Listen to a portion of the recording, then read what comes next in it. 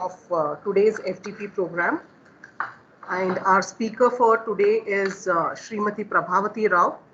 She is a facilitator, Intellectual Property Rights Cell at VTPC, Department of Industries and Commerce, Government of Karnataka. A brief profile of Srimati Prabha Rao. She is a master's in economics from the Central University of Hyderabad. She also holds certification in Intellectual Property Rights Foundation courses, Patent Cooperation Treaty, and more from World Intellectual Property Organization, Geneva, Switzerland. She brings over 2.5 decades of career experience, having worked for esteemed organizations, including the Confederation of Indian Industries, the Industries of Chartered Financial Analysts of India, among others. She is also the recipient of the Outstanding Employee Award at India's leading IT staffing company, Magna Infotech, a division of Quest Corporation Limited. In her current role, since the past 8 years, she facilitates the Intellectual Property Rights Initiative at the Government of Karnataka Center for Export Promotion, namely the Vishveshwaraya Trade Promotion Center, which is VTPC, under the aegis of the Department of Industries and Commerce, Government of Karnataka. She has been closely involved in sensitization drives, training and nurturing the intellectual property fabrics of various stakeholders across the state, representing academia, industry and others in conjunction with IT specialists in the domain. The training program have been across various topics in the IPR spectrum, customized to the audience needs. As a catalyst, she has spawned the launch of IP Cell in academic institutions. She has also been closely involved in policy initiative, the recent one being the Geographical Indication Policy for Karnataka, which was unfurled in May 2019. And Karnataka is the first state in the country to come out with an exclusive GI policy to protect the traditional legacies of the state. In her career, spanning in retrospect as a corporate communication professional, she brings a rich blend of audio, visual and print media experience, having authored several features, editorials, websites, resumes, organized interview sessions for the print media, for leading magazines and dailies on contemporary topics. Among her soft skills, she was an audition compere for the youth channel of All India Radio Hyderabad during the year 1991 to 1998 period, having broadcast and anchored live programs, produced documentaries and features, besides anchoring for corporates as well as Doordarshan. Ma'am, we are very pleased to have you as a speaker for the session. And I also welcome Dr. Farah Diba and Dr. Nandini, who will be joining her today as a panel discussion specialist. So I welcome all of you and the participants. And ma'am, it's over to you to start with the session. Thank you so much, friends at Oxford, Dr. Manjunath, and participants from across the country, Pan-India, who have joined in for the FDP series. Very delighted to be here because it's only recently that we have facilitated the launch of the IP Cell at Oxford College. So let me first of all commend the entire team at Oxford for taking the IP Cell initiatives in the right earnest. This is exactly the need of the hour, my dear friends. As I had said earlier also, and I reiterate, that the cell should not be for the sake of launching it and not for the sake of an accreditation or a particular need that has come up in the academic fraternity, but it should be for the sake of nurturing the academic and IP fabric of not just the state, but across nation, pan-India. So kudos to you, and I hope that and I also look forward to more of such series being taken up and whittled down to topics, contemporary topics of interest. So friends, before I share 2 cents on the subject, I am also joined by Dr. Farah Diba and Dr. Nandini Dolepat, who are also experts in the domain of geographical indications, traditional knowledge, biodiversity, and a whole gamut of issues which have, I would say, synergies with each other. So while I would touch upon briefly the initiatives that have been and happening from this Center for Export Promotion under the aegis of the Department of Industries and Commerce, my colleagues would join me on a panel, and if we have time, we can have a very vibrant question hour where, with all of you from across the country representing here, could add more value to the deliberation. So on that note, once again, a hearty welcome on behalf of Visvesvaraya Trade Promotion Center, the mandated nodal agency for the promotion of international trade from the state of Karnataka. We've been here since the year 1971. I do have a slide, but then before that, just to give you a sense of the state that I belong to and I represent today, since all of us are here pan-India, extremely proud to be belonging to a state which has given several firsts to this nation in several spheres of the economy. Equally proud that all our other sister states are in tandem and trying to catch up on so many more parameters. So if a state A does excels in, let's say, some parameter YZ, the other state excels in something else, and that's what economies and economics is all about. So here we are, Karnataka, leaders and trailblazers in several spheres of the economy. You name it and we are there. We have given several nation firsts, as I said. Number one in the engineering space. Look at the precision tools, for example, where we are number one. That apart, if you look at automobile sector, if you look at aerospace, if you look at R&D, if you look at the technology clusters, you'll find that Karnataka has a very, very robust presence. Not just that, we have other sectors as well, like the ready-made garments. And then if you look at agriculture, we are called as a museum of crops for the variety that we produce. We are number one in silk production. We are number one in coffee production. In fact, incidentally, we are also the GI coffee hub of India, what with 5 GI coffee varieties having been registered by the Coffee Board as special varieties of coffee under the GI segment out of the 7 that the Coffee Board has registered thus far. So that makes us the coffee hub. Not just that, look at biotech itself. We contribute to 1/3 of the country's biotech exports, 12% of all India pharma exports. And if you look at the export scenario overall, my dear friends, I'm pleased to say that Karnataka, again, is a trailblazer with the maximum number of software exports happening from here. Almost 40% is the share that we contribute to the nation's software exports. So we are number one there, but overall, if you look at, we are recently been ranked as number one in the total exports, which means services and merchandise put together. But when you look at merchandise trade alone, let me confess, we are now in the 5th position. And that's where our export strategy that we have unfurled recently, has a vision saying that we need to come into the top 3 leagues. While we are very ambitious, saying that we want to be the top, be there, but then we know that we are trying now to be there in among the first 3 ranks. And what with so many items, as I said, and so many parameters, as I said, where we have given nation first. Besides that, we have also been rated as the most dynamic city in the world. And this is, a consistent one, which, I think the second time we've been ranked as the most dynamic city in the world. And this is despite the pandemic. We have defied it all. And even in FDI, if you look at, the maximum number of, proposals have come from Karnataka. Look at policies. Way back in time, we were the first to come out with a specific and exclusive IT policy for Karnataka. And now we've come with the recent one, 2020. We've come up with the latest revised edition of it.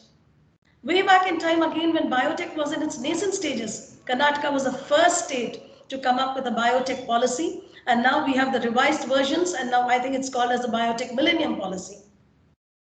We have a retail trade policy in place. We have even a non-resident Kannadiga policy in place.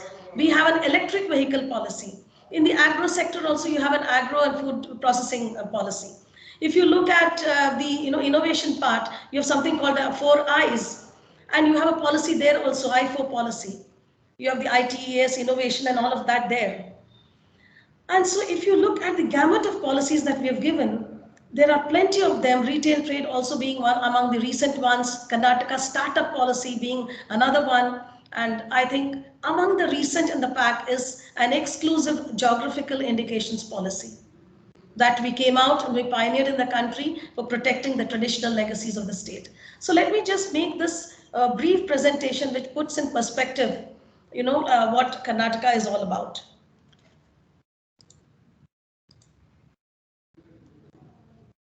So you can see here, as I was telling you, mandated nodal agency for the promotion of international trade, formed under the Societies Act 1971. And these are our core functions. A gamut of export and trade promotion services, that's what we are all about. We conduct a lot of these B2B meets and foreign delegation visits. Thanks to the pandemic, things are on hold, but then it's a matter of time when things get momentum and will pick up. Facilitation is a core area.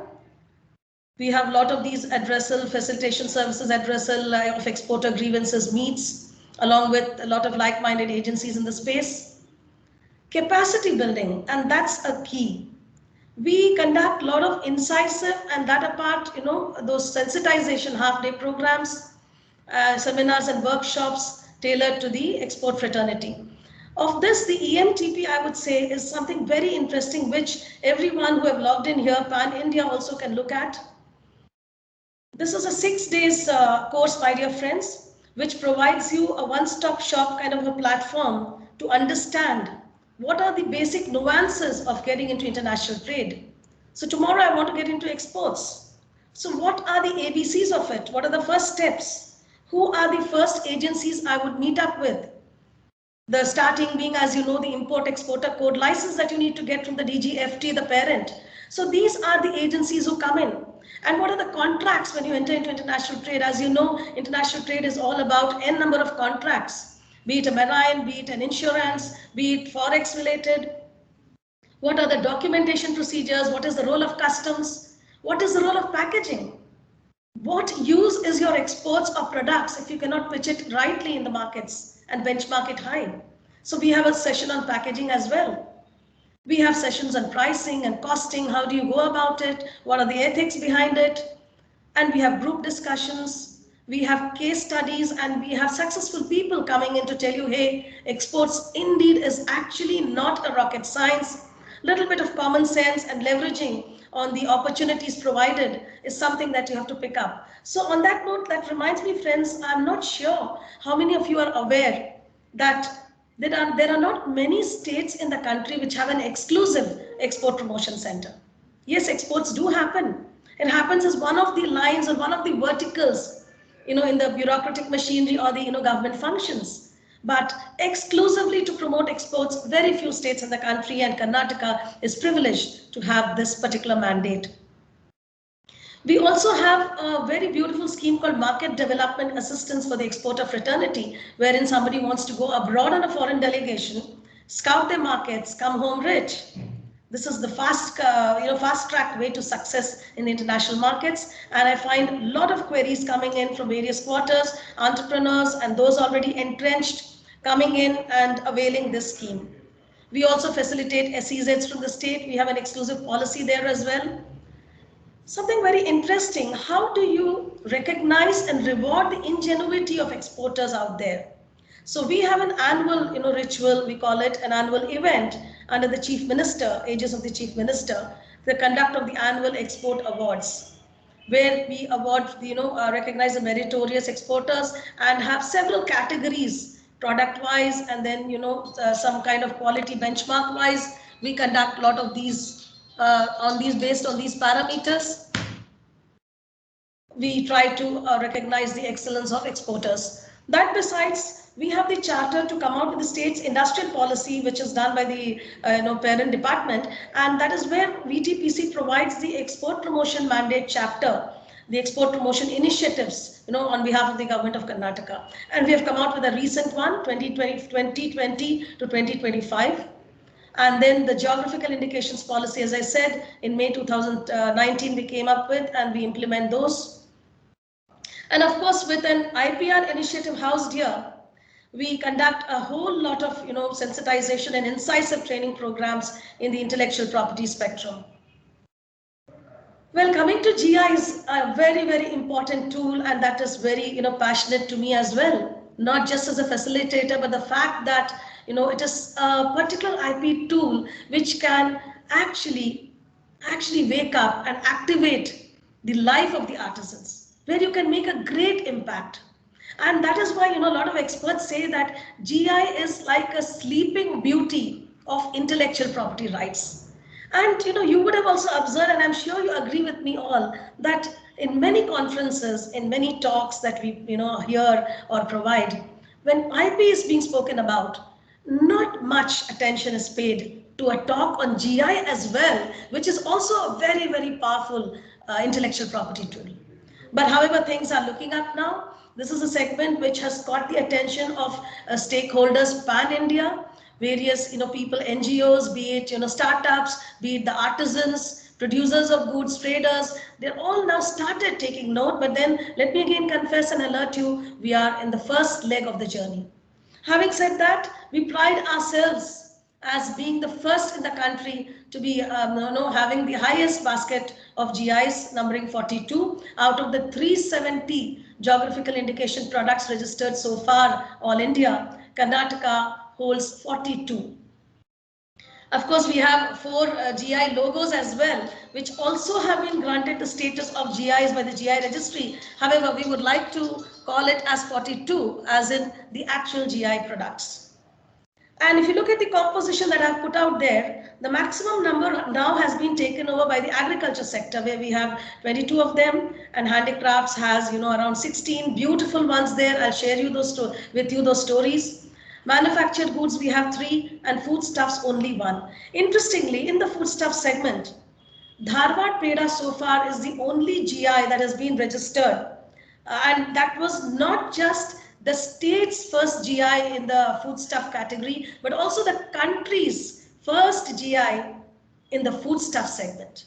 So that's about the composition of the GIs of Karnataka. And as I just said, 4 GI logos have been registered: Mysore silk, Navalgund daris, Karnataka bronze, and a very waning and languishing craft, which is Ganjifa cards of Mysore, for which we want to do something, because it's something beautiful which everyone should look at.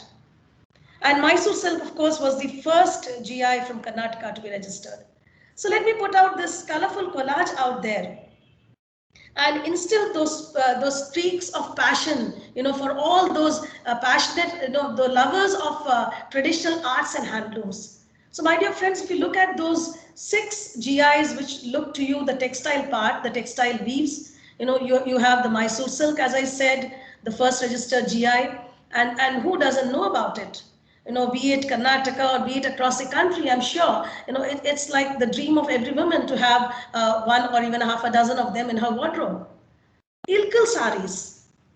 So if my women fraternity who've been patronizing this were not aware, then let's be aware that Ilkal saris is an IPR of the country and the state. It is a beautiful weave from the North Karnataka region. And it had the rivers, the river waters, there's rivulet called Ilkal, what has been used for bleaching the cotton and yarn, and a lot of natural processes have been used. And that is why the GI gets a tag, because there's something very, very special and unique about it. For an IP itself, as you know, to be granted, there is some novelty factor required. So in the case of GIs, the first factor to crack the GI story and the GI examination is it has to be as ancient as it can be, and documentation is key. So here we are, the 42 GI tags that we've got, with all these special stories about them as to why they got the tag. So Ilkal saris in the North Karnataka region, you have Molkalmuru saris in the Chitradurga region, and Udupi saris and Guled Gud Khana. Please take a look at this. A very wonderful weave again from the Udupi region. And this is one GI, my dear friends, which requires a lot of support and trust. It had around some 5,000 artisans way back in time, and now I'm shocked and pained to tell you that the numbers have dwindled to around 50.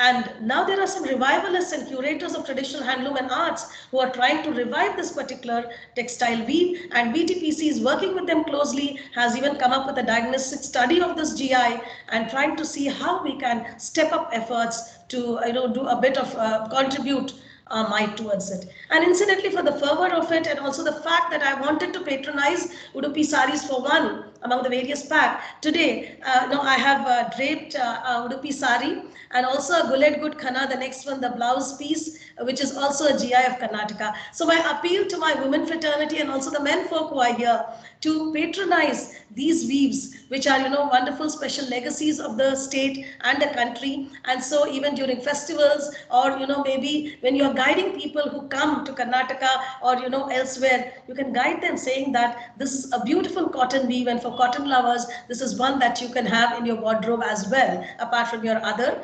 collections. Now look at Nawalgund Daris, the next one. Another beautiful carpet variety which comes from the Nawalgund Dharwad region. And those are beautiful intrinsic weaves. Incidentally, Dr. Nandini, who's also joined in, I guess, on my panel, we had the privilege of visiting this cluster and had very good interaction with the women fraternity. And it's a majority women fraternity who are working on this. Beautiful designs, beautiful stories out there. Look at this, my dear friends, coffee and spices, which makes, as I told you, with pride, I said that Karnataka is the coffee hub of India. Yes, look at those 5 GI coffees. Baba Budangiri's, Chikmagalur, Coorg Arabica, all these just got added before the pandemic, few months before the pandemic. And we already had Monsoon Malabar, Arabica and Robusta there registered by Coffee Board. And the Coorg Green Cardamom as well. And during the pandemic, one interesting thing is that if you look at the export statistics, you'll find a lot of items under the agricultural basket and the spices and coffees of Karnataka, which have really done very well. So that's something very interesting.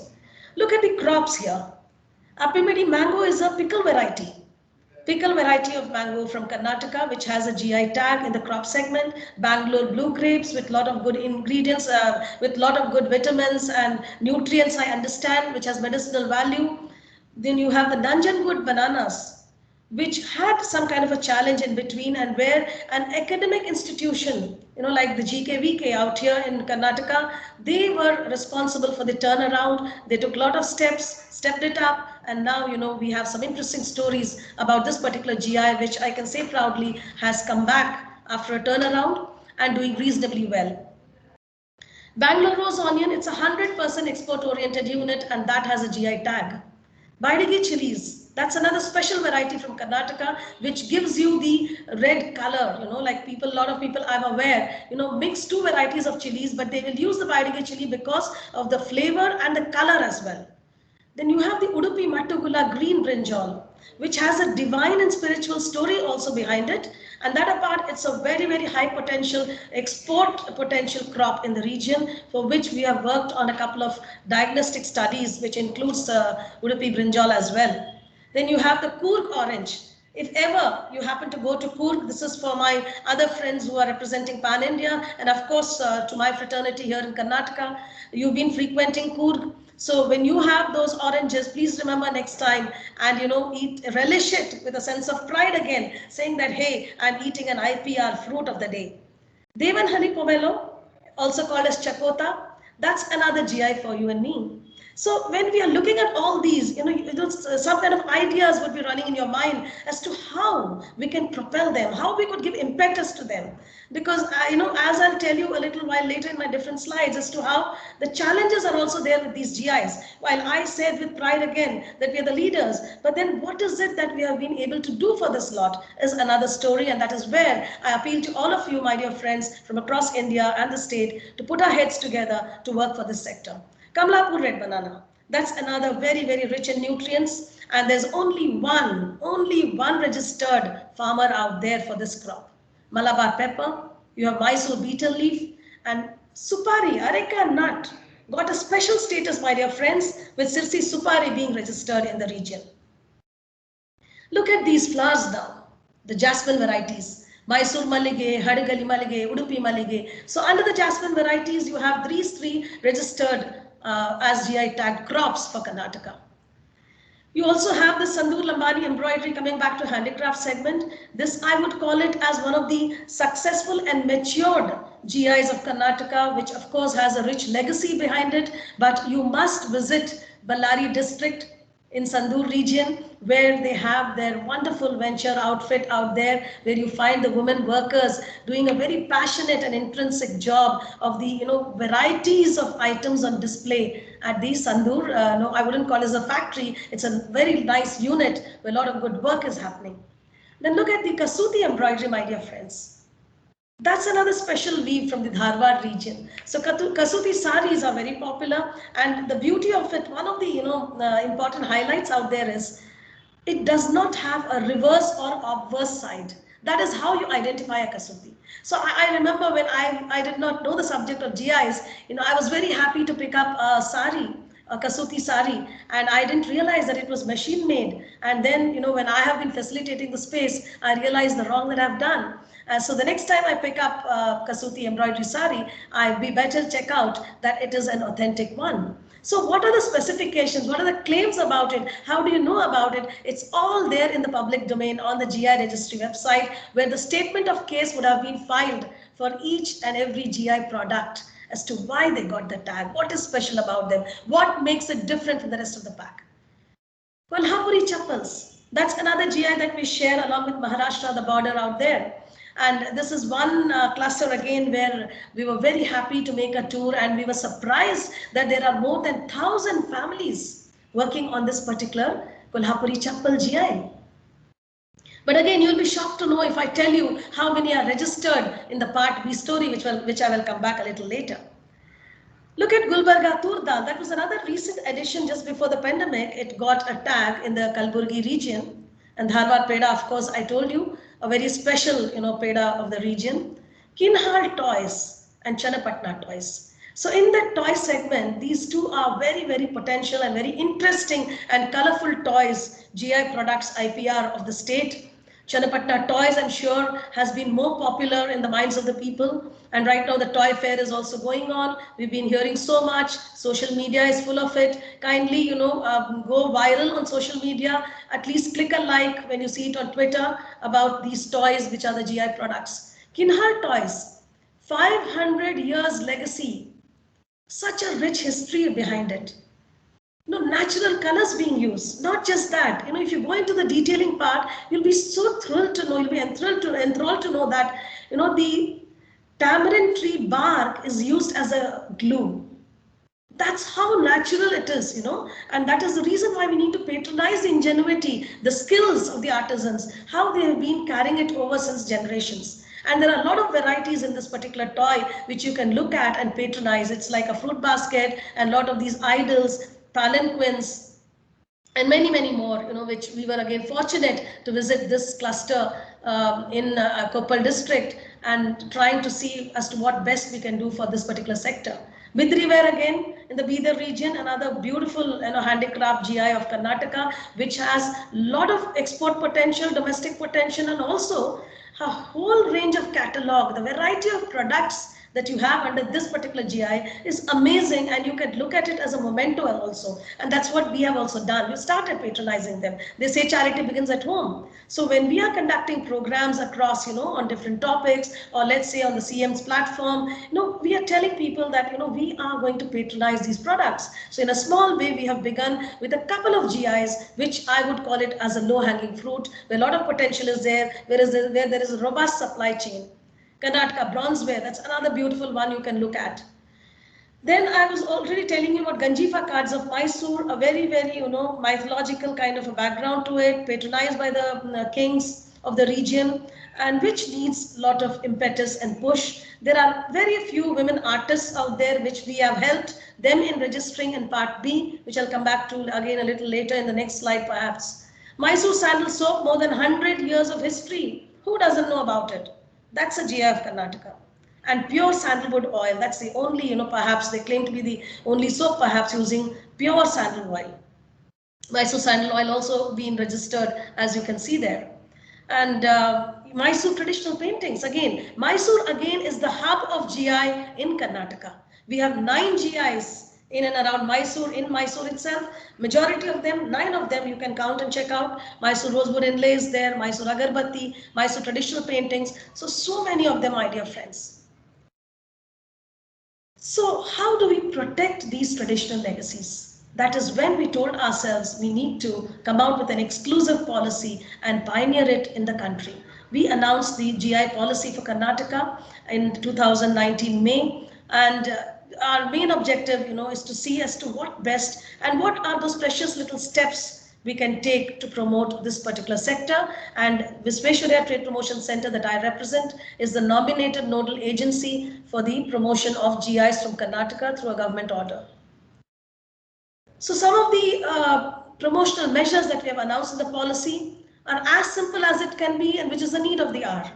So you can see there we're talking about skill development. We're talking about, already having nominated VTPC as nodal agency. How do we support new and prospective GI filings? How do we drive the authorized user base of GIs, which is the most important and key in the entire exercise? How do we publicize them? How do we do the storytelling, the branding? And then what about market development assistance for this particular lot if they want to, let's say, take part in international trade fairs, domestic trade fairs? How do we promote their wares? So we've announced something for them there, digital platform, e-commerce enablement, then facilitation studies, impact study, facilitation studies, and the product standardization, which is so very important. And of course, a cluster-centric GI scheme, which we have announced, modeled on the lines of the central government's CDP model. I want you to take attention to this particular slide, my dear friends. Authorized user drive. I'm sure a lot of you must be aware that there are two parts to a GI register. Part A, where the the actual GI product, be it a crop or a handicraft or a manufactured good or foodstuff, gets filed.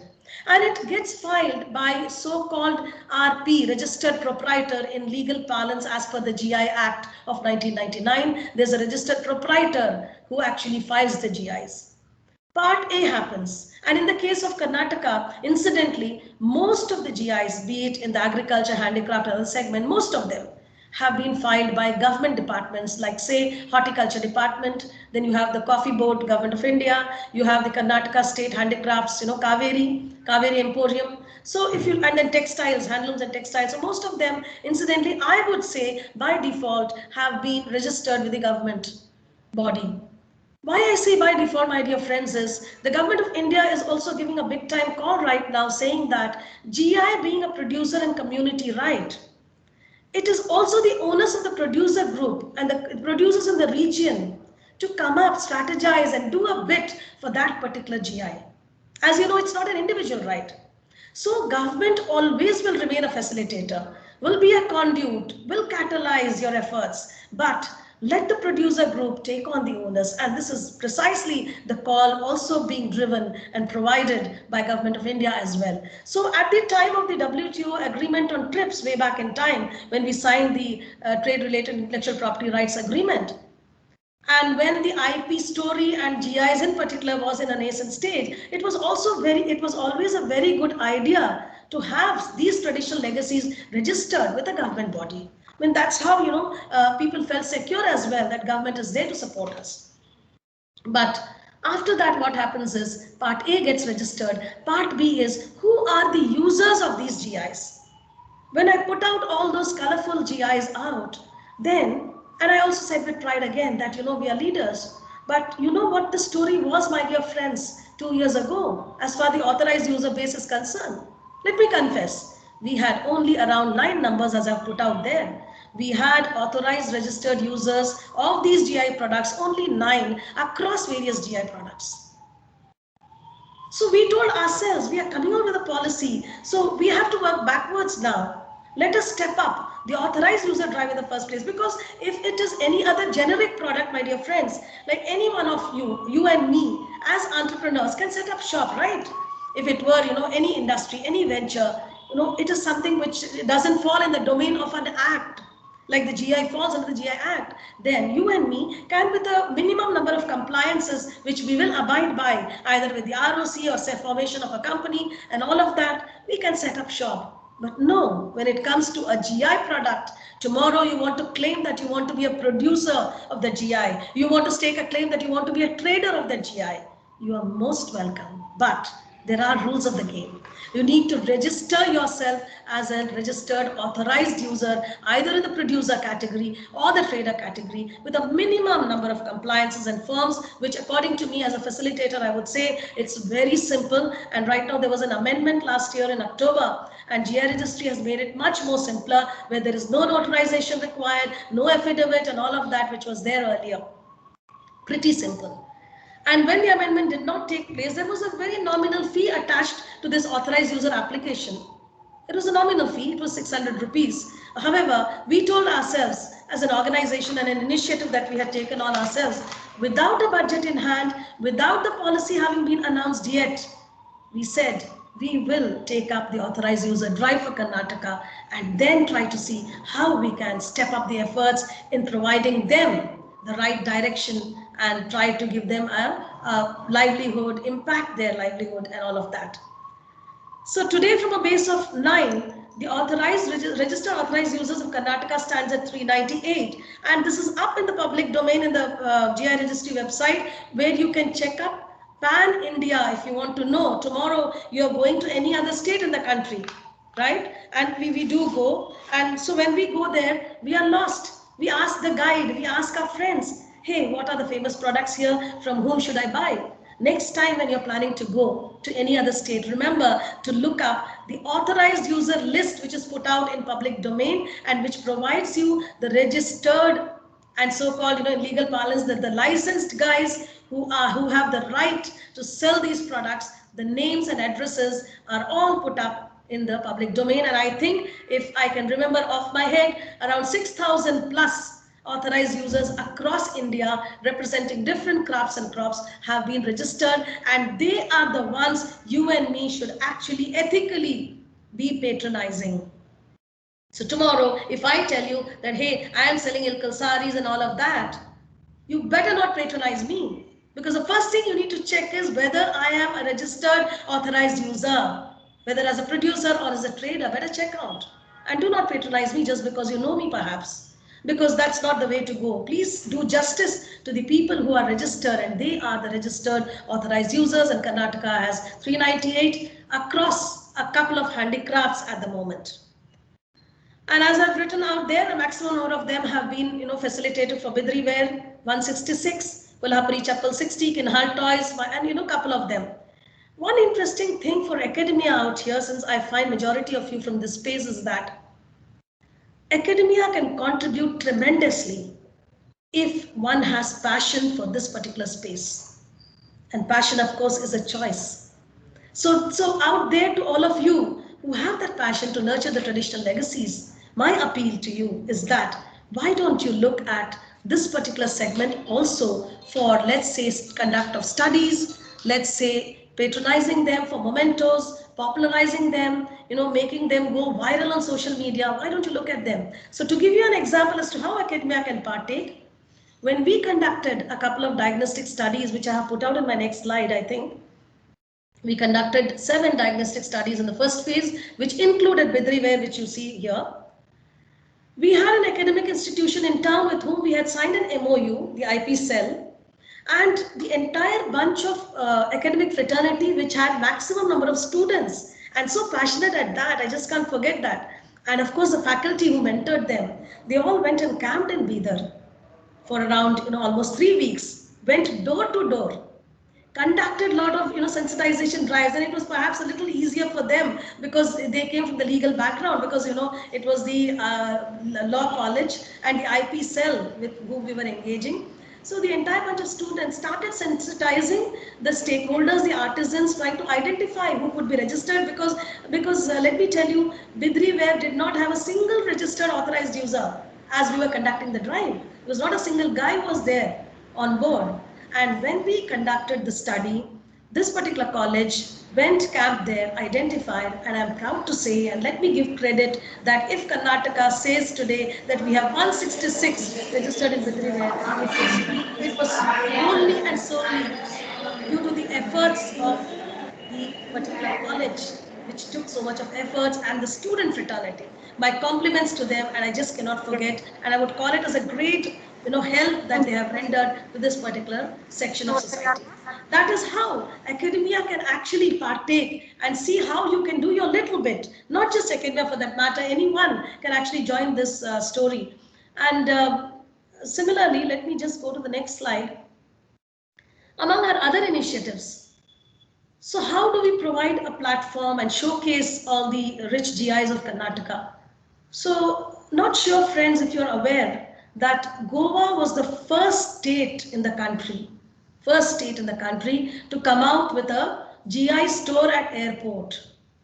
And you know, my dear friends, 2 years ago when this happened, how many GIs they had? Just one. They had just one GI registered, Feni. Then how is it that they set up shop? They set up a GI store. Wonderful thought that was, because you know they have a high tourism footfall there, international footfalls. They decided to set up an exclusive GI pavilion in the airport, housing GIs pan-India. That is how they were able to showcase the rich GIs, not just of Goa, which was only one, but then they took the efforts to put up a pan-India kind of a store. And that's a beautiful initiative. And after that, it's Karnataka now. And of course, a couple of other states are taking initiatives. So we have taken this initiative aligning with Government of India's goals also, where, you know, we're talking about setting up stores at airport. But then, you know, prior to Government of India's call itself, we had started doing the legwork for setting up the store. A lot of meetings have happened. It's in the upcoming Terminal 2 that we are actually talking about, which is not yet in place, but work is in progress. And thanks to our different rounds of meetings under the bureaucracy, we have identified 3 hotspots in the Kempegowda International Airport, in the international terminal, domestic, and one particular spot which is a common arrivals, which is called as the Info Pavilion. So we have identified those spots. And that apart, in Terminal 1, which is already existent, we have got a small space, and that we call it as a GI store and store, because you know you cannot house all the GIs right now. But then Kaveri, as one of the registered proprietors of GI products in Karnataka, is front-ending it, and that particular initiative is in the last concluding lap. And because of the pandemic, it was on hold, but it's a matter of time. The next time you enter the portals of the Kempegowda International Airport, please don't forget to check out a store-in-store, which is being front-ended by the Kaveri Emporium, which is a registered proprietor of Karnataka, representing a couple of handicraft GIs. So some of these high visible GI products is what we would be showcasing initially. You know, Mysore silk, Mysore sandal. So because see, my dear friends, as I speak this, let me also share with you that while the GIs are there, so many of them, and you know, all look so beautiful, one major challenge is about the supply chain. There is no robust supply chain, and there's no level playing field. And if you start comparing the GIs, then that exercise would be a futile one, because not all the GIs have a very strong supply chain. So today, when I say mementos with passion, I also have at the back of my mind a small alert.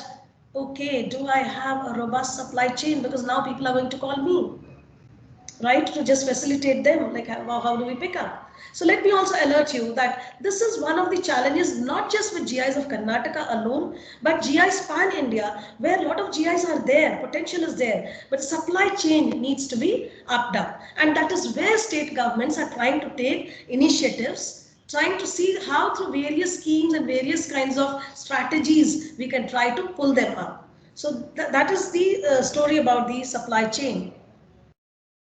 And of course, GI cluster awareness is always high on the radar, and we've been doing that in and out. But now again, because of the pandemic, this has come on hold. But then at least we are sensitizing other stakeholders, not the GI clusters, which are basically, you know, let's say villages and districts and regions. There we are not able to go. But then we are sensitizing other stakeholders, because they also need to patronize them, right? So that's what is happening right now. And these are a couple of GIs which I remembered. We have conducted programs for them, tried to understand a SWOT about them, and tried to see how we can take it forward. And these are the 7 studies currently underway. Udupi saris, I told you, big time, needs a lot of push. And the textiles and handloom department is also working together in this endeavor. Bidri ware, as I've told you already, a lot of potential. Mysore rosewood inlay, Ganjifa cards, Mysore traditional paintings, very rich GIs. Please look at them from gifts point as well, and also see as to how we can all popularize them. Then the crop varieties, Udupi Mattugula, Brinjal, Udupi Mallige. So these are some of the areas where we took up studies. And right now, 2 more diagnostic studies are in happening mode with another academic institution. So this is another message for you. So wherein, they have taken up Melkote Panche, and Patteda Anchu, a very traditional ancient weave of Karnataka, which we are trying to see how we can try to get a GI filing for that. And of course, a couple of other requests have come, which we are trying to examine. This is something very, very interesting and according to me important, my dear friends. GI spotlighted exhibitions. And I was telling you about a market development scheme which we already have and where we provide support. So apart from that particular scheme which is there for exporters, we have also announced exclusively for the GI fraternity another scheme, MDA, which is much better to protect the artisans. And in fact, I think it was in 2019. Yeah, just before the pandemic year, and 2018 also, we started consciously allocating stalls for GI artisans as well. So when I say as well, you know that the India International Trade Fair happens every year at Pragati Maidan, New Delhi, and our artisans are facilitated. But honestly, GIs as a special IP tool and as a legacy product was not looked at earlier. It's only now past 2-3 years we are consciously saying that, hey, out of the list of applications, let's allocate at least half a dozen stalls for the GIs also, because that's very, very key for us. And that is how Government of India is also setting up a GI pavilion, a GI hangar. And then, then it becomes like a bit of a competition. Hey, where to send them? Whether to send them to the GI Government of India hangar or here. In fact, that's a good news because sometimes that's an advantage. Because, if we were not able to facilitate a few other artisans, we can, put them out there in the other pavilion. That also happens. So that's a very, very good move by the Government of India and the Government of Karnataka. And to give you just one example, I was talking about Kinhal Toys. So interesting story about them is that while they have those beautiful toys, colorful ones, natural, marketing efforts in the right direction was lacking while they were trying to do something. So when we provided this opportunity at the IITF and our managing director was new at that point of time, new meaning as in having come in from the parent department and had taken charge, he told himself, we are talking about GIs and let's now first facilitate them. That was the first thought. And when Kinhal Toys was given a stall, they had no clue as to what those 14 days meant, a fortnight-long story meant, where you had domestic and international footfalls. And within the first few days, they realized that all their wares were sold out. What happy news, but they became restless. Oh my God, there's another 10 days to go. And they quickly syndicated among themselves and saw to it that they bring back more wares and showcase it at the IITF. And this was perhaps one of the very good success stories for GIs in Karnataka, where through exhibitions, you try to tell people that this is one very, very effective platform which you must leverage and not miss out on. E-commerce enablement, yes, big time right now we're talking about, again in its nascent stages, and it's very recently, a fortnight ago, that Government of Karnataka has inked MOUs with the global majors, with Amazon Global Selling and Flipkart to provide fillip to all the sector, MSME, artisans, GI stakeholders. We also have announced a Sarthak scheme, in the industrial policy, which addresses the bottlenecks of the MSME sector. And all these schemes talk about a common e-commerce enablement where a lot of artisans will be involved. And also I must tell you that currently some of the Government of India initiatives about Atmanirbhar Bharat, like for instance, one district, one product initiative, then developing districts as export hubs, another initiative.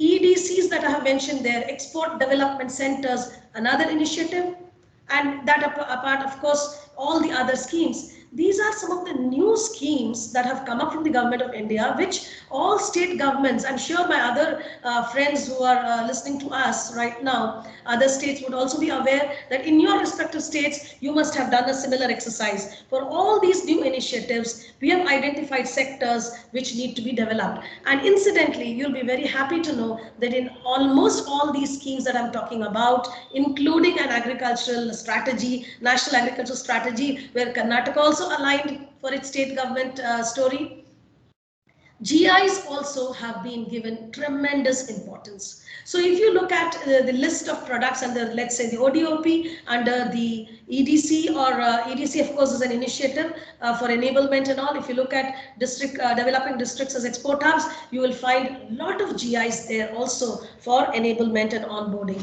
So this is something very, very interesting. And I already told you that some new GIs we are trying to file from Karnataka. This may be out of context, my dear friends, but I just wanted to put this out, which I just came across yesterday night. Wonderful. Kudos to India. Kudos to all of us. Look at this piece. If world manages to conquer COVID, it will be because of India. A very big pat on the back, because from just being a beneficiary way back in time, we've come such a long way. And today here we are, the Canadian Prime Minister calling up Honorable Prime Minister Narendra Modi ji, saying that, hey, under your policy of gifting to countries, under your vaccine diplomacy, we are here and we require COVID-19 vaccines from India.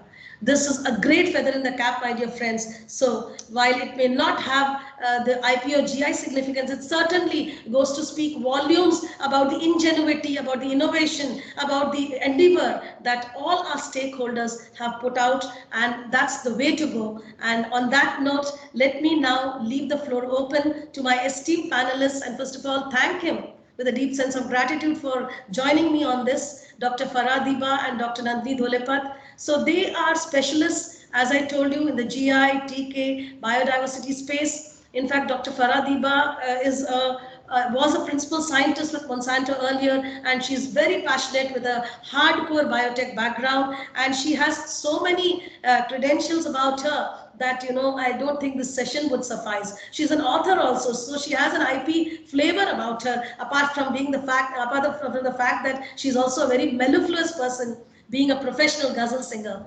Dr. Nandini, another very good friend of mine who has been into GI filings. She is an examiner on the GI registry, and she's on the board actually. So whenever these GIs come up for examination, she knows how the filing takes place, what are the hits and misses, what are the common mistakes for probably organizations make while filing, and a very vast knowledge, because she has been involved in the filing of GIs pan India. And I think the latest one, Dr. Nandini, if I get it right, was Uttarakhand Tejpat, which you had registered, and Idumishni Textiles, where she had gone to the northeastern parts of the country. And that was a time when she would be always cut off from me whenever I needed her, because she was doing wonderful work, not just for Karnataka, but for the entire country. On that note, let me invite them and open the floor here. And I look forward to a very vibrant panel discussion with my esteemed, robust panelist friends and speakers. Over to you. Dr. Farah, you can make your presentation, and thereafter, Nandini, you can also chip in. Thank you, my dear friends. I hope I was able to do justice in a little bit of time. These are some of the initiatives that I tried to highlight, because I wanted to share the time with my other panelists as well. Thank you so much for your time.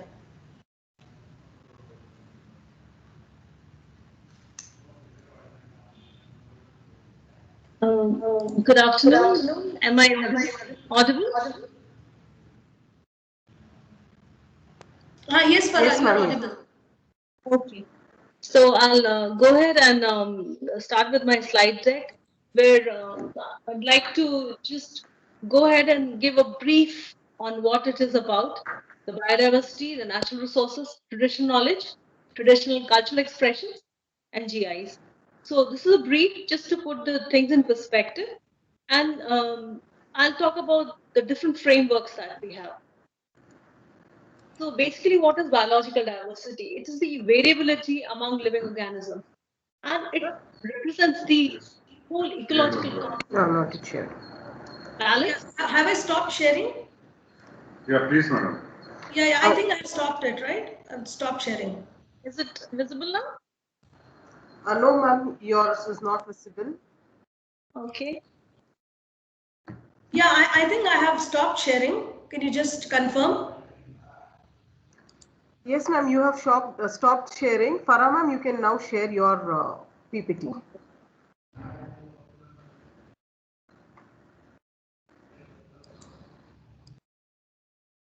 Is the slide deck visible? It's not? No, ma'am. Just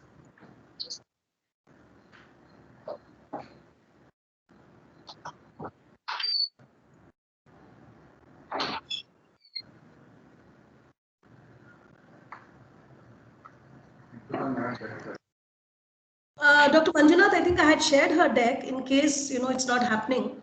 Farah, Yeah, you can let us know. you have her PPT. You can share it. Ma'am, shall I share it?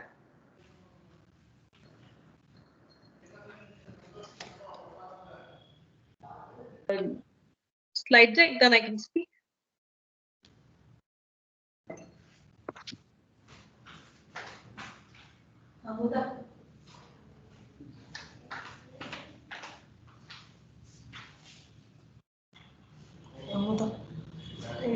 இது கொடுக்கல ஏன்னா program பேசுறதே இருந்தேன் இன்னும் உனக்கு ஒரு வந்திருக்காரா Ma'am, Is I it have visible? shared it. Is it visible?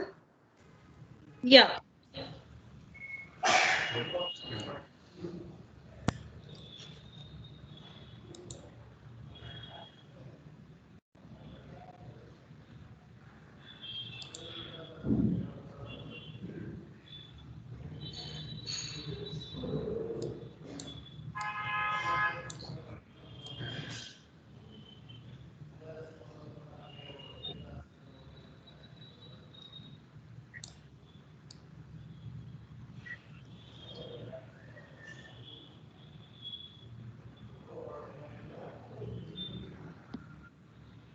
Is it visible now? Yes, ma'am, it is visible now. Okay. So basically, what I'm trying to do is give a bird's eye view, and let's start with biodiversity and other natural resources and go on to traditional knowledge, traditional cultural expressions, and GIs. So basically, we exist in an ecological system, and there are various types of living organisms. This variability gives the richness and the balance in the ecosystem. So we need to develop our resources in a sustainable manner. That's very important. So that is what is biological diversity. And it's very, very important because if you see this slide, you can see different kinds of pumpkins, different kinds of chilies and tomatoes. So these are the resources, the germplasm from which we will get different kind of genetic variability. And when we have that, for example, a fungal disease tolerance, so we can bring it in and put it in a variety that we want to take to the market. So these are precious resources, and over the centuries of human existence, we have internalized it into a human civilization. So these exist in nature, we have picked and chosen. So these are our natural resources that we require, and we can use it in a very natural manner to create a new breed, a new variety of plant, which is agriculturally important. So now India has recognized the importance of intellectual property, and there is an IP policy, and it emphasizes on natural resources and related IP. And along with those resources, the people who have been the custodians of these resources, which is the traditional knowledge. And this is the GI logo for India. What we are doing is we are putting everything on a world stage. So there are international guidelines and regulatory frameworks. So since we have our WTO TRIPS in place, and we have CBD, and we talk about resource management in a sustainable manner, where we use the biodiversity and the genetic resources in a sustainable manner. And there has to be a good collaboration between the private sectors as well as the owners of the biological and genetic resources. There has to be a balance because we need to establish the rights. Who has the IP rights? If the communities have, how do you access those genetic resources, and how do you share those benefits? So there are protocols for that at a world stage where we have to comply with them so that there is a proper access and then there is a benefit sharing. So whenever we have a resource which is related to a geography, it is affected by the geoclimatic factor. It's a particular agroecological zone, which due to the mineral content, due to the rainfall and other things, gives specific characteristics, quality and reputation to a product, which is very important. And this has been consciously developed through traditional knowledge by the communities who live in those agroecological zones or geoclimatic regions. And then these commodities are valuable assets for the country. And the most important part of it, that these are about community rights, because they're critical to the livelihood of communities who have been the custodians, and they have the skills because they have taken care of these resources and generated products from it. So I'm giving these examples right here: the Kashmir Pashmina, the cardamom, the green cardamom and the Alapi green cardamom. Then we have the Malabar black pepper. These are products which are world famous. And if you give an authentic product to a customer, they will appreciate it and they will have a value for it. So you can charge a premium on that. And the premium will allow the communities to thrive. And the WTO and UN system, they work together so that you take the resources, but you leave it in such a manner that it can go to the next generation as well. Because it's a question of sustainability and it may be a question of food security for the communities that we are trying to conserve. So to safeguard the interests of indigenous people and local communities, we have to identify and organize these traditional knowledge and PCEs are the traditional cultural expressions. We have to document them and otherwise they will be lost. And that will be a tragedy that we lose something which is very precious, which is, if it was preserved to the next generation. Then we have the CBD, Convention on Biodiversity. And then we have Intergovernmental Committee on Intellectual Property and Genetic Resources, Traditional Knowledge and Folklore. Clearly defined what are the rights of the indigenous people. There is a declaration. So we have to consider the communities and preserve them. We have TRIPS, and then from United Nations we have the WIPO and ITPGR. We also have UPO for plant breeders' rights. So when a lot of work goes on plant breeding, it has to be given an IP. So we have the International Treaty on Plant Genetic Resources, which is important for food and agriculture, and we also have animal genetic resources. There's a declaration on that. So we are trying to conserve these different genetic things which are available in the societies and communities and conserve them. So when you want to deal with living modified organisms, you should know what is the way to handle it, how to transport them, how to use them. So there are protocols, which is called the Cartagena Protocol on Biosafety.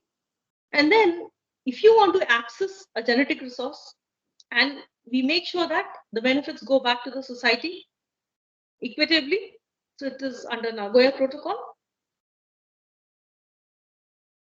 Now, the Indian Biological Diversity Act was brought out in 2002.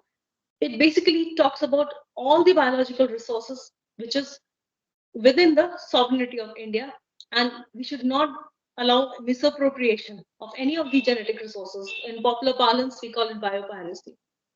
And we have to generate and document the people's contribution, and their biodiversity registers have been created through research, and we have to conserve these things. So this will be a record and this will be a resource for the next generation. Now, if we have recorded everything, we'll be able to provide also further, because this will ensure sustainable utilization and then benefit sharing, because if somebody has been the custodian, they should get some benefit out of it. And it provides legal recognition to support these traditional knowledge and the resources.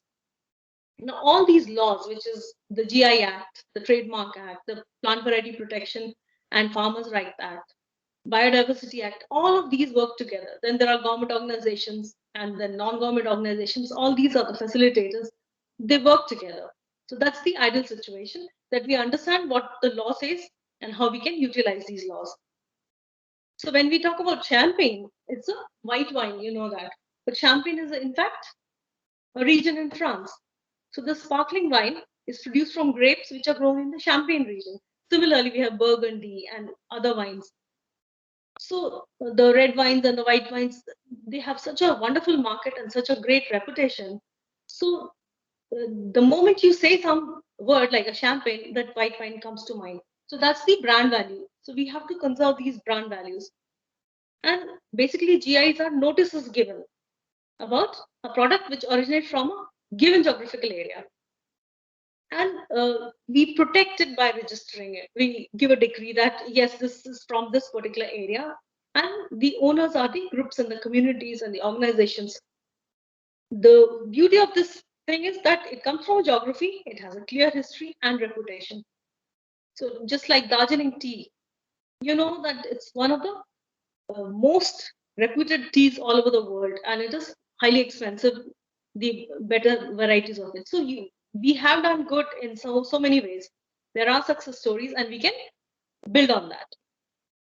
There are agreements which talk about the GIs, the Paris Convention, the Madrid Agreement, Lisbon, and the TRIPS say that GIs are originating from a territory, and it has quality, reputation, and characteristics which are attributable to its geographical origin.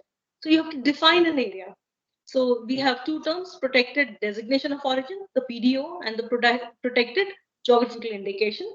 So these are the systems available in which we can go internationally and put our products. So the GI Act of India, it again talks about registration and giving a good platform for people to come and register and then use the brand and the GI logo and use it as a business commodity. So when you are in a geographical location, there are geoclimatic factors and the communities which live there, which have specially attained skills. This gives a special characteristic to a product. And over the years, it has gained a reputation, it has a history, and people know it. This is how we come to a GI. And when we try to evaluate which can be registered or not, we'll take in consideration all these aspects. And the more it is nature centric, the less human centric. That means it is located to a geography. So a strong GI will have more natural component and little human component. Because if humans can do it, they can do it anywhere in the world. But the geography has a special effect on the product. So that's why the more natural and a bit of human effect, that will give a good, strong GI. So nature's contribution and humans' contribution has to be balanced to get a GI. And then there are stakeholders. Who are the people who are involved in it? The producers, who are also the authorized users. And they will do a business, so they may be a proprietor or they go work through a proprietor. And then there are non-producers like the government organizations and some NGOs who are trying to help them. So this is how it works, and it comes to the market with the whole supply chain that we were talking about. And if you do not protect, it becomes a generic. Okay, if you talk about anything, French fries. So actually, these things have become Dijon mustard. These are places and these are geographical indications, but these have become generic because nobody saved them. There was a case of biopiracy where somebody registered as Texmati, a kind of a derivative of basmati rice. Then people had to go to court and limit the patent in US. Similarly, feta cheese. So feta cheese is a cheese made up of goat milk. These goats are in a particular island in Greece. But feta cheese had become a generic name. They fought back and they had a long legal battle, and now nobody can use feta cheese except for those people in Greece. So you have to conserve, otherwise it will become generic and you cannot protect it. So there is a GI Act and there's a Biological Diversity Act. So GI Act deals with the goods and things which are normally traded as commodities. You have a basmati rice and you have a Nanjangud and so on.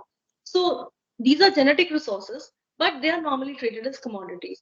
And we are trying to create a profit sharing mechanism where the consumers are also not cheated. They know that they are getting authentic product. While Biological Diversity Act talks about genetic resources and germplasm, and it's a regulatory mechanism. And there are different ways in which Biological Diversity Act works.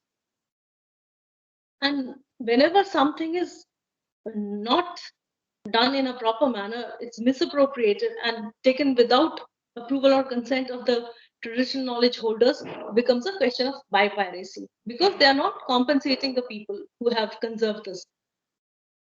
This happened in the US again, where turmeric was patented for wound healing.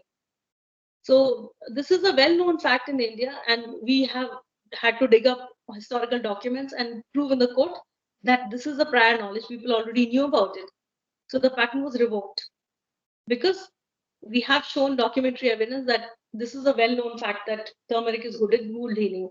So if we don't conserve our intellectual property or our traditional knowledge, somebody else will misappropriate it. Similarly, with the Aragyapacha case, where that Kani tribe knew something which is rejuvenating, and then It was made into a product. It reached the market. It's not a great success story, but it is a model on which we can work and we can learn from this example of where a community is involved. They have something which is a biodiversity product, which is something which is a biological resource, and we can create a product out of it. But these are the success stories. The Darjeeling tea is world famous and it is registered in so many geographies. Similarly, the Monsoon Malabar coffee and so many other things. After all these things happened, India realized that we have to conserve and protect. That's why we came up with a policy, and we have to keep working on it, make it traceable, brand it so well so that people know that these are authentic products. These are also important for community development and cluster development. We need to create a procurement and supply chain and stick to the international standards by labeling, by branding, and creating a good situation where people can put multiple brands and multiple certifications on a product so that the customer is happy. So this is what I wanted to just put across, and we can have discussion on this. Thank you. Thank you, Farah ma'am, for that informative talk. Prabhavati ma'am, would you like to add on to this? Yeah, I would like to invite Dr. Nandini to share her thoughts, in case she feels that, something key has been missed out. She may be able to, pitch in there. Dr. Nandini, are you there? Yes, yeah. Thank you for inviting me. Yeah, I need to be a little louder. Okay. So, am I audible now? Am I audible? No, I think you must come closer to the mic. It's feeble actually. I'm not sure whether Dr. Salma and others, are you able to hear her? No, ma'am. Yeah, I mean, it's very feeble, Dr. Nandini. So if you can just increase the volume or come closer to the microphone. So now? Now it's better. Yeah, it's better. I think I have to sit very close to. So, may I present? It's just a thoughts I wish to share with the audience.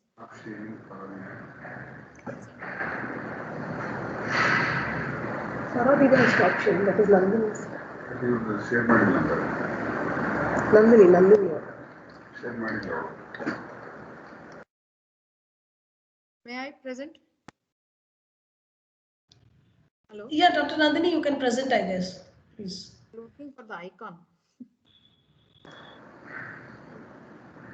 Nandini ma'am, you can share if you have any slide to be shared. Yeah. Okay. Can you see now? Yes, ma'am. Just put it on the slideshow, ma'am.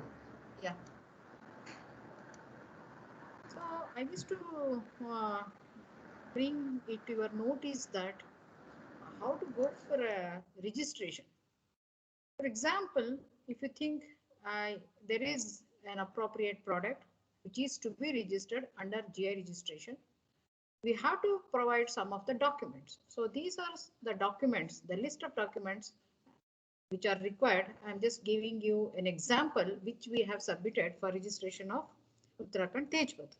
If you go to IP India website, for each and every registered goods, you can see this particular information. You can open one by one and see what is there in each of these documents. So only when you do that, then you will get, and everything is verified, examined, counter verified. Finally, you will get, a certificate like this. Can you see here? The certificate on the left hand side, geographical indication registry. So this particular certificate is given to the group of people. Here the group of people are Uttarakhand people. They formed a society called Tejpath Utpadak Samiti.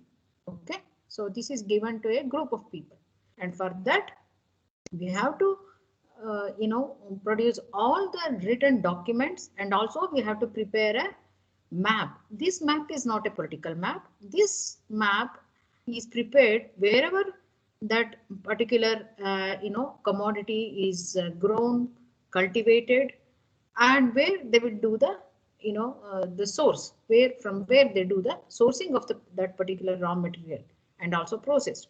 So this is how we have to produce lot of documents in front of GI registry to get it registered. And I wish to bring one of the hands-on experience about this IMCLS, which is Idu Mishmi Cultural and Literary Society. In association with Rewatch, they have taken up the registration, and I was involved with the registration process. So you can see a beautiful picture here on the top and bottom side of the slide. So this is Idu Mishmi textile. So this Idu Mishmi textile, now we call it as Idu Mishmi textile, but Idu Mishmi is a group of people, tribal community living in Arunachal Pradesh. So whole of Northeast, either you consider, Nagaland, Assam, Sikkim. So weaving is quite common, and each community has their own speciality in weaving. And I found it as very, very, intricate weaving pattern and very attractive. And Dr. Farah has told you about all these international convention and other things. So based on that, as it is one of the mandatory for government of India also to document traditional knowledge, I got an opportunity to visit this particular place, that is Lower Dibang Valley, and I started discussing with the people about the biological diversity and started documenting it. So during this process, I found that these are the documents we prepared in 2013-14, that point of time. And I found this particular Idu Mishmi textile, which is quite popular. You can see that whenever the VIPs visited that Arunachal Pradesh, this particular Idu Mishmi coat or wraparound was presented to the visitors, the guests. Okay, so and these intricate designs, when I started looking into that, initially I could not understand anything. For me it was just a kind of attraction, but later on I realized that this is something different. I need to look into this and ask these people to register to go for further benefits from the community. So this is how I thought that I should contribute. So it's possible to go for registration. So I thought of inquiring with the community member what is the significance of these colors, patterns. So I got an opportunity to attend their Ray festival, that is the annual festival, and I tried to submit my proposal to the community in front of the community members. So the community members, they agreed, because initially we tried with some textile department and other government agencies, but it didn't take off. So these community people, they discussed about all these, GI registration and possibilities, chances of getting it registered, what are the benefits when we register. So when we discussed all these things, they agreed and they made a committee, a subcommittee under their IMCLS. So the bylaw was also amended, society bylaw was also amended, and the opportunity was given to me to get it registered.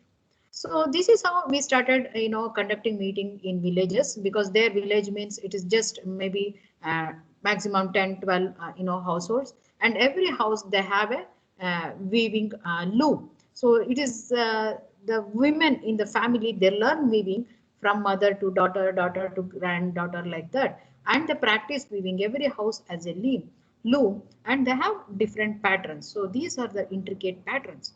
Most important thing I request your attention here is these are geometrical patterns. You don't see any flower, animal or anything, just geometrical patterns, diamond, lines, isn't it? And then squares, triangles, some circle, and color combination. You see the prominent colors are black, white and red. The other colors like green or blue are very, very limited. So when I asked them, what are these geometrical patterns? Why you are so much bound to this geometrical pattern and how these patterns originated? Then they started telling me that each of these designs, for example, I have written here one square kind of thing. If you look into this particular slide, that Appuju author too, they have written. So ask them, what is it? They say that it is the bamboo tiles. They cut the bamboo and make it into tiles. That's the bamboo tiles. Okay. And the lower picture, ambo, if you see, you can see it is a feather of a bird. And Malijo, when asked what is this dots and some lines, they said when we climb the mountain and look the farmland below us, it appears like that. So they have a understanding of the nature, and whatever they have observed, they try to bring it in their loom, because they don't have canvas. Here in South India, we do rangoli, isn't it? So in the same way, there the women try to bring their observation on the loom, and this is how each and every design has developed over the period. So when this history we started looking at, only we had the recent gazetteers and one or two diaries of the travelers. That is the maximum historical background we could get. But it is very, very important that each and every the observations made in these historical records, which are worth presenting. So we had to consider all this. Then we sat with the people, community people, discussed with them, and whatever we have collected information, we put it into a proper format, and to create awareness among the people, because it is not a plain land, it is a mountain area. People live in some valleys, maximum 3 to 4 houses sometimes. So how to reach them? Because traveling is very, very difficult in that area. And for that sake, we aired one program also through the Air India, All India Radio. Tezu has recorded, and that was aired from Shillong. So this is how we try to create awareness. And when application was accepted, we called for the examination in Delhi Intellectual Property Office. And meanwhile, the community member took so much interest, and they formed groups, and they started discussing about how to bring some changes to that, so that they can market it to the other part of the country also. Because whatever they wear, the wraparound, the coats may not be appropriate for the other regions. So how to bring it to the mainstream population? So that's how they started working on it. And we got one student also from Srishti School. So she worked with the people, understanding the artisans, interest, their expectations. So this is how we could develop a concept, and we involved Dr. Hemlata also. She helped in bringing the quality and maintaining the quality of the yarn, and design patterns, and what should be the weight, what should be the length and breadth, what new designs, because it should be more appropriate for the mainstream population. So how we can develop the design. So all these things were repeatedly discussed, and they have come up with lot of commodities nowadays, I can say. So these are the group of people who really took, the community people who took initiative, who contributed generously for this particular registration. And we started with this IP cell in Arunachal Pradesh to help the people to understand different IP forms, so that because they have lot of interest, it is very difficult for the other people to understand and meet their expectations. So we started with an IP cell in Rewatch campus. So very recently, this February 1st, 2nd, 3rd, they have annual festival, Ray Festival. During that time, they have opened this. You can see the picture here on the top side. See, IMCLS GI Enterprise, they have started. And they are very proud that they own it, because all of these people, we have registered around 34 authorized users. Once the registration is over, when they got registration for IMCLS for this textiles, immediately 34 people we have registered under this authorized user registration. So very proudly now they have opened this particular stall. And as Prabhavati madam told, already there is one GI store in Goa airport. And very recently, there was an online exhibition which happened And I was sending it to some of my friends and students. And one student, she wrote to me, who is living in America now. You can see here her comments that she appreciated this virtual exhibition a lot, and she's told me that I have to tell this to my audience in future. So that's how I just copied her email and pasted here. So this is how people who are living in India, living outside India also, they are getting to understand the real wealth of this country. So GIs are the real wealth of this country, and we need to showcase it. And GI tourism, yes, it is possible. In Karnataka, we have so many GIs. And can we, provide the customers and attract the customers with these GI products, GI goods? Is it possible? Yes, it's possible. Why not? It is possible. Just you consider the cluster of these Bangalore, Mysore, Coorg, up to Mangalore, you can go. So how many different commodities we get which are GI registered already? And there are certain goods which requires registration. What we need is the interest from the community. If community members, they have interest, if they are ready to come together, work collaboratively, we can definitely do these kind of work. People ask me, why don't you work in Karnataka? I am ready to work. But people should show the interest. They should come up with their enthusiasm, because I'm just an ordinary person who can do this, and others can also do this. Somebody should concentrate, work with the community, and they have to develop all these documents. It's there. Only thing is we have to compile, collect these documents, and make the community members understand, because most of them, they are not literates. We need to make them understand what is the importance of this registration and how to maintain the quality when you work together, so that you can get better benefits when you take it to the market. So I don't want to take more time, because just I want to bring it to your notice that Matugula brinjal, which is GI registered from Udupi. So we have several of these things, and there was a Briti brinjal. So it's my personal interest that instead of going for Briti brinjal, why can't we promote something like this GI registered brinjal, isn't it? So we have several commodities like this, and this is from Channapatna Toys. It's very beautiful. It's very popular. All of you know. But if we don't maintain the resource, the Wrightia tinctoria is the tree which is commonly used for making the toys. But if we don't, secure the nature, secure the biodiversity environment where they get the raw material. So we need to secure the raw material, that is the biodiversity, which is really contributing for these kind of intellectual knowledge. And property, then only we can secure this kind of GI and make better prospects. This is my saying.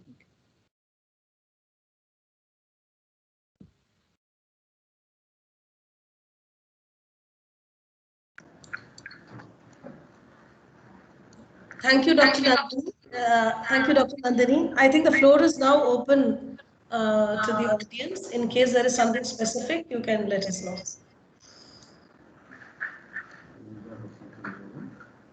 Participants, if there are any questions, you can please post it on a chat box or unmute yourself and directly ask question to the panelists.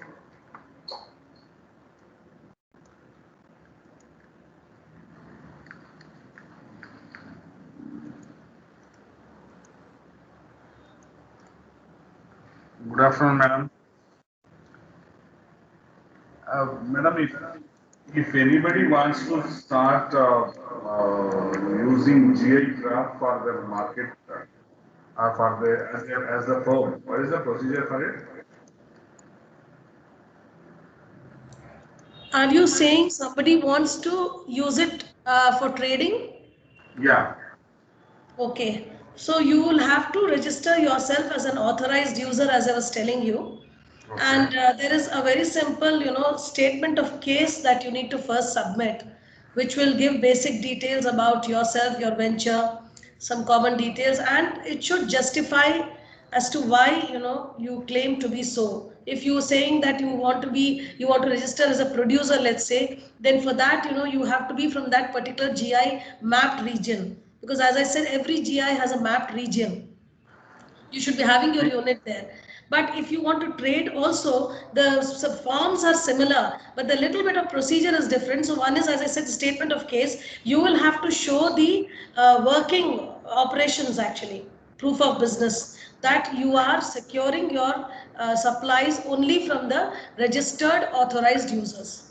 So my suggestion, yeah, so you may not actually be doing right now. So you will have to first start doing it, start interacting with the registered authorized users, and you have to trade, you have to pick up the supplies from them only, and then show it in your statement of case that you are actually already doing it and taking it from the registered authorized users. And also there's a GI form 3A, which is very simple. It has a couple of queries, it's like a fill in the blanks. It's very simple, where they ask you about the registered proprietor name, your GI, and a couple of details. These two, along with 10 rupees DD. Right now it's become 10 rupees, a DD for 10 rupees favoring Geographical Indications Registry, Chennai, where it is headquartered. And documentation would be, one of course would be your Aadhaar card, your business card, any proof of registration of your business. That is what would be required. And yeah, this is the basic documentation checklist, and you will have to facilitate it. Under this registration, can I sell all the GI products? What is there in the Karnataka? Yeah, so you can do, but again the rule here is that you will have to register separately for each of the product. So you want to trade in, let us say, 3 or 4 to begin with. It could be any of those. So you will have to take separate application forms, and which we are facilitating. So if you want to register as a producer, VTPC will facilitate for you, meaning we will guide you and you will fill the forms, and we will then get the NOC and all that from the registered proprietor, all of that. But if you are registering as a trader, we will totally guide you in the process, and you can directly send your application to the GI Registry, Chennai.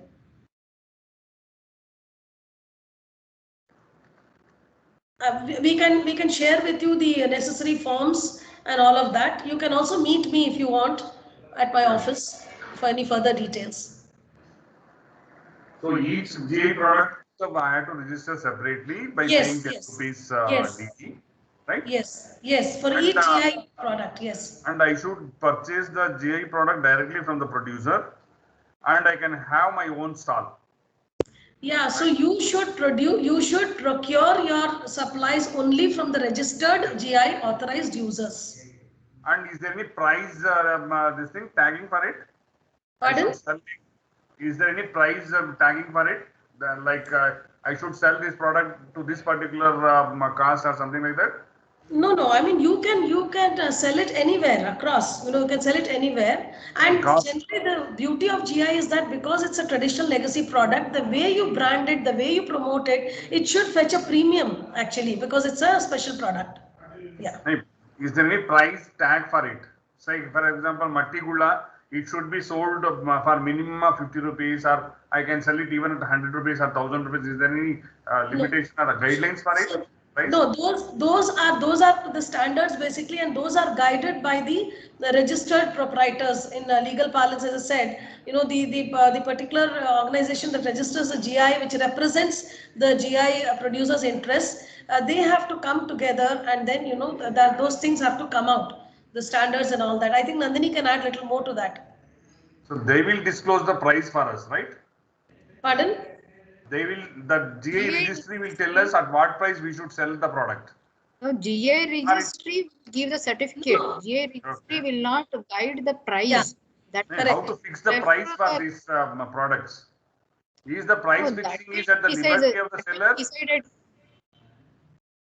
That will be decided by the registered proprietor.